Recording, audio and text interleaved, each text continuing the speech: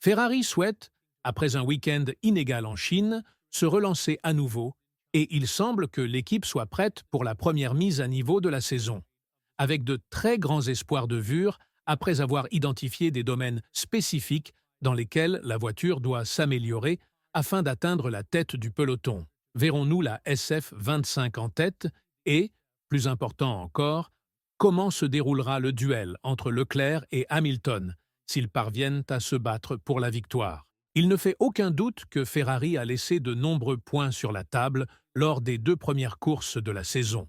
En particulier si l'on examine le Grand Prix de Chine, qui résultait d'une course sprint entièrement en leur faveur, dans laquelle les 2 voitures ont terminé à la 5e et à la 6e position, et ont été disqualifiées en raison d'infractions liées à la limite de poids et à l'usure du ski d'arrière. Néanmoins, il existe de nombreux aspects positifs pour le Grand Prix du Japon, car les performances de la voiture devraient s'améliorer considérablement grâce au nouveau plancher qui a déjà été préparé à Maranello.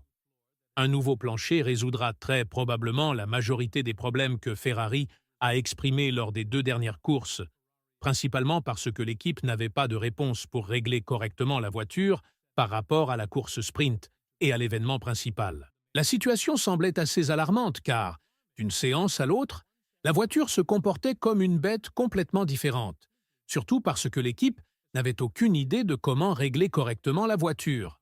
Un facteur essentiel réside dans le plancher, tant en raison de la génération d'appui aérodynamique qu'en raison de l'appui aérodynamique arrière de la voiture.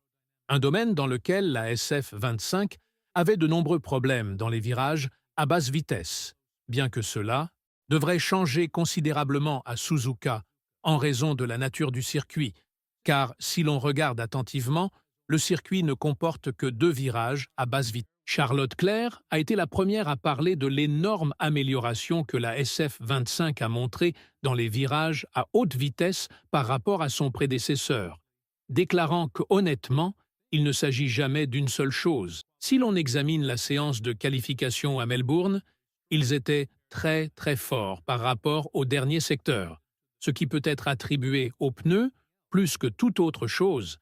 Mais ensuite, si l'on regarde la course, c'est tout à fait différent. Il s'agit uniquement de la performance globale, où il manquait de vitesse, que ce soit à basse ou à haute vitesse, ou en termes d'usure, c'était en fait tout en un. Je sais et je crois que nous savons où nous devons pousser en termes de performance pour cette voiture.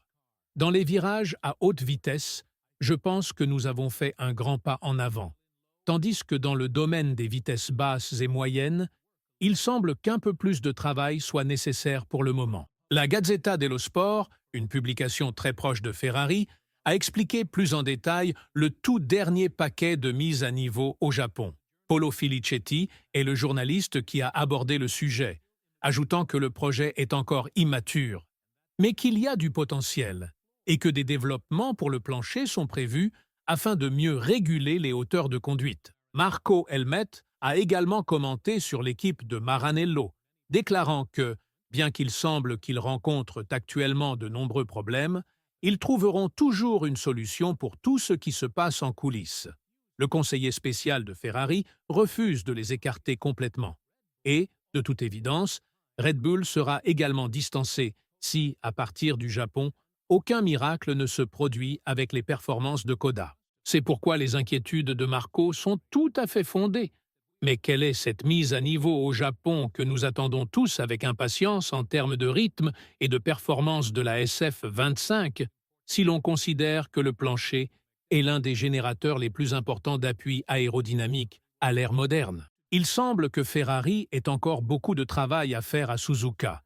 Mais bien sûr, l'équipe se trouve actuellement dans une spirale descendante et il semble que la situation doive s'améliorer à partir du Japon, car 3 courses consécutives, où il est impossible de savoir comment se rapprocher de McLaren, n'aideront absolument pas la situation. Les espoirs pour le Grand Prix de Melbourne étaient que Ferrari courait côte à côte avec McLaren et qu'il y aurait une véritable lutte entre 4 pilotes, avec Verstappen, qui serait considéré comme le 5e concurrent, le grand outsider, mais cela ne semble pas avoir été le cas. Et, à l'heure actuelle, La bonne nouvelle pour les fans de Ferrari est qu'ils ne devraient pas du tout être déçus, car ils savent que la voiture est rapide et reconnaissent qu'elle possède quelques traits négatifs qui doivent être corrigés. C'est quelque chose sur lequel Leclerc s'est exprimé plus longuement, déclarant qu'en Chine, ils étaient généralement rapides.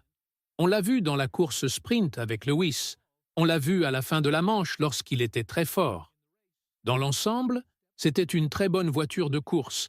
Dans la course, la voiture a fait un pas en avant, et cela l'a rendue nettement meilleure.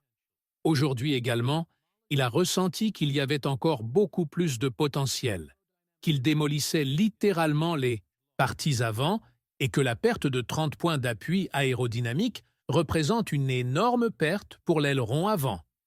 Il n'attend pas qu'une voiture devienne plus rapide de cette façon, sinon nous aurions un problème. Paradoxalement, la voiture était beaucoup plus rapide avec la plaque de l'aileron avant endommagée qu'elle ne l'était sans, ce qui suggère un domaine sur lequel Ferrari doit travailler pour comprendre le comportement de la voiture. Quoi qu'il en soit, il y a eu un grand saut entre les performances d'Hamilton lors de la course sprint et l'événement principal de dimanche, ce qui a suscité quelques interrogations sur la façon dont l'équipe peut éviter de telles situations dans un avenir proche.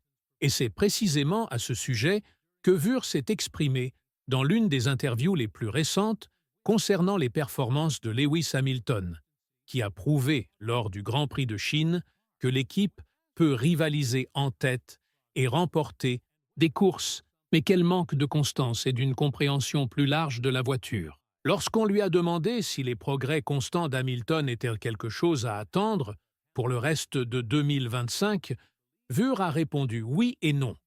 Il ne s'imagine pas qu'Hamilton réalise un grand saut. Il pense qu'il s'agit davantage de l'utilisation de la voiture, car parfois, il remet encore en question certaines fonctions et, à cause de cela, il se sent beaucoup plus à l'aise.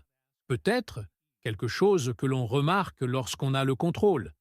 Mais ce n'est pas dramatique. La même question n'a pas été posée après la course sprint, au cours de laquelle il était en tête, et c'était magique, ce qui signifie qu'il faut rester calme en toute situation. C'est pourquoi, hier après la course sprint, on a dit qu'il n'était pas champion du monde, car on pense que ce sera ainsi pendant toute la saison, avec des hauts et des bas.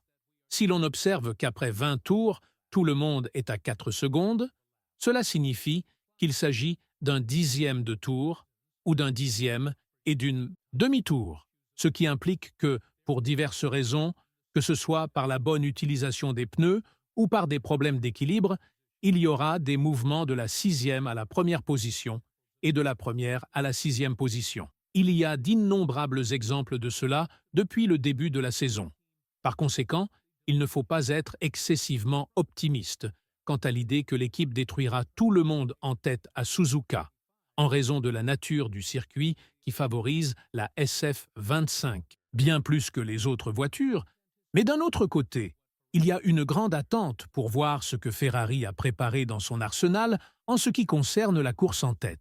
Il y a eu beaucoup de déceptions, surtout après le Grand Prix de Chine, où les deux pilotes ont subi une disqualification pour quelque chose qui n'était vraiment pas de leur faute, et pendant toute la course, il était évident qu'un échange entre les pilotes devait avoir lieu si Leclerc voulait devancer Russell. Mais il a été transmis de manière à ce qu'Hamilton ne montre pas une réelle disposition à rendre cet échange possible, bien que, si l'on avait écouté l'intégralité de la communication radio, on aurait compris qu'il s'agissait du septuple champion du monde, celui qui avait proposé l'échange en premier lieu. C'est quelque chose que Forure a fortement critiqué lors de la radio de Formule 1. Et, lorsque le Français a abordé le sujet plus en détail, il a déclaré qu'il le considérait comme une plaisanterie de la part de la direction de la Formule 1, puisque la première demande venait de Lewis, qui avait demandé l'échange, mais afin de semer la confusion dans la situation, seule la deuxième partie de la question a été diffusée. On ne peut imaginer le nombre de questions qui ont surgi concernant la collaboration entre les pilotes lorsqu'ils sont sortis du garage, puisque tout tourne autour de la même question. Est-ce un bazar? Il a été établi que non, que c'était Lewis qui avait demandé l'échange, et par conséquent, La situation au sein de Ferrari devra également s'améliorer au niveau de l'équipe interne, car, alors qu'en Chine, une grande avancée dans la communication entre Ferrari et Hamilton était perceptible, davantage de patience est également nécessaire en ce qui concerne Hamilton, pour pousser ses performances à leur maximum absolu. Avec toutes ces considérations, pensez-vous que Ferrari peut revenir en force au Japon et, plus important encore, qu'ils ont ce qu'il faut pour rester au sommet avec le tout dernier paquet de mise à niveau? Laissez votre commentaire.